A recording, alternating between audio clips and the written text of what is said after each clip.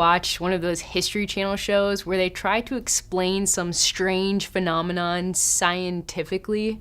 Yeah, most of the time they pretty much attribute anything bizarre to aliens. But I remember watching one such documentary with my dad about the Bible story that we're going to look at today. Can you guess what it is? You'll have to stick around to see if you're right.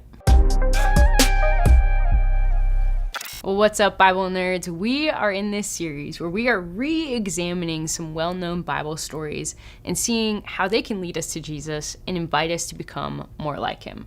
Because what we know is that the whole Bible is intended to do just that.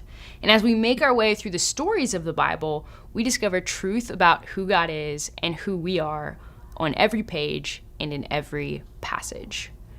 But what about all those weird stories? Like, there's some crazy stuff that happens in Scripture. Walls fall down after people march around them. Other people are miraculously healed or brought back from the dead. And the occasional axe head starts to float. Yep, bet you didn't know about that one. But what do stories like that, stories that the History Channel producers have tried to explain for years, have to do with our lives today? I think that's a really good question. And what we know is that God reveals himself to us in the pages of Scripture. 2 Timothy reminds us that all Scripture, even the weird parts, is breathed out by God and is useful for teaching, rebuking, correcting, and training us so that we can be equipped to serve him.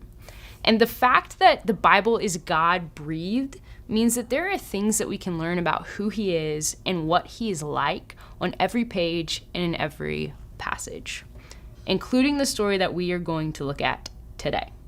Did you guess what it is? It's the story of Moses and the parting of the Red Sea. And I just want to give you a quick Sunday school overview so that you know what we're talking about. What you need to know is that the people of Israel were enslaved in Egypt for over 400 years. And they cried out to God. And he hears them and he sees them. And he sends Moses to be his chosen deliverer. The Pharaoh, the king at the time, was like, absolutely not. I am not letting these people leave my country. And he actually sets himself up against God.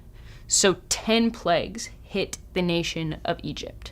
And all throughout these 10 plagues, Moses keeps requesting that Pharaoh frees the Israelites. But Pharaoh keeps saying no. Until the final plague. All 10 plagues run their course, and Pharaoh is finally willing to let them go. He frees them. He says, get out of here. Go worship your God. But then he regrets it. And he chases them down again with his whole army, cornering them at the Red Sea. And the people of Israel are freaking out. With that in mind, we are going to start reading this story in Exodus 14. In verse 10, it says, as Pharaoh approached, the people of Israel looked up and panicked when they saw the Egyptians overtaking them. They cried out to the Lord and said to Moses, why did you bring us out here to die in the wilderness? Weren't there enough graves for us in Egypt? What have you done to us? Why did you make us leave Egypt? Didn't we tell you that this would happen while we were still in Egypt? We said, leave us alone. Let us be slaves to the Egyptians. It's better to be a slave in Egypt than be a corpse in the wilderness. But Moses told the people, don't be afraid. Just stand still and watch the Lord rescue you today. The Egyptians you see today will never be seen again. The Lord will fight for you. Just stay calm. Again, this story is in Exodus 14 if you want to check it out. But what's happening here is an epic display of God's power. God is about to split a sea to save his people. And this is supernatural beyond any shadow of a doubt. Because when was the last time you just casually strolled straight through a body of water without getting wet? I'm not talking like a little creek where you hopped from rock to rock and happened to not slip and soak your shoes. These people walked across a sea on dry ground. So I read this story, and the questions that I'm asking are, what does this story tell me about God? And what does this story tell me about us, about people? Well, here's the big idea. Even when we forget what God has done for us, he is faithful to us. He is faithful even when we are forgetful. And what I want to point out is the sequence of events that we just saw in this chapter. First, the Israelites looked up and saw the Egyptians. Then they cried out to God, but then immediately they started complaining to Moses. So how many of you read this and are like, yes, I would be totally freaking out.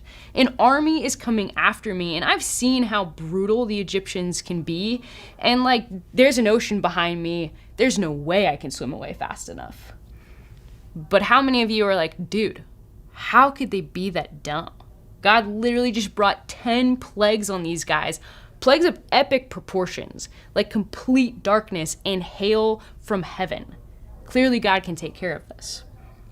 And is anyone feeling some combination of both of those? Well, regardless of your initial reaction, what's really clear to me is that trusting God is hard for us as human beings.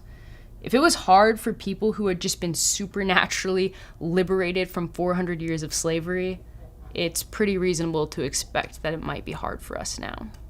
Because from the very beginning of the biblical story, we've wrestled with the temptation to trust in what we see instead of trusting in God. But even though it's hard, God has never stopped inviting us to trust him. Why? Because when we choose to trust God more than what we see, everything about our lives becomes steadier. Hebrews 13:8 says, Jesus Christ is the same yesterday, today, and forever. His consistency makes him trustworthy. And the more we get to know him and his character, the more we realize that we can trust him completely. And something that has been true about God from the very beginning is that he never gives up on us. He's willing to go to great lengths to rescue his people. And the Israelites' rescue from slavery actually mirrors our rescue from slavery to sin. To rescue the Israelites from slavery, God broke apart a body of water so his people could escape. And to rescue us from slavery to sin, Jesus allowed his own body to be broken so that we could be free. Titus 2:15 says, he gave his life to free us from every kind of sin, to cleanse us and make us his very own people, totally committed to doing good deeds. This is the God who invites us to trust him, one who gave up everything down to his own life so that we could be free. And when we choose to place our faith and trust in him and begin to learn how to truly live in the freedom he offers, it changes everything. So even though it's harder to trust God more than we trust in what we see, trusting God is always worth it because he never gives up on us. Isn't it so cool that the Bible really does lead us to Jesus and invite us to become more like him? So next time you read a story in the Bible, ask yourself these questions. What does this show me about God? What does it show me about people? How does this lead me to Jesus? And how is it inviting me to become more like Jesus? Also, to learn more about Exodus and how this whole story points us to Jesus, you can watch the video that we're going to put in the description of this video. It's from our friends at Spoken Gospel, and it's amazing. So are there any stories in the Bible that you would be excited to look into this week? What about any questions that you have about them? Go ahead and let me know in the comments below which stories you think we should make videos about in the future. But until next time, keep reading and stay nerdy.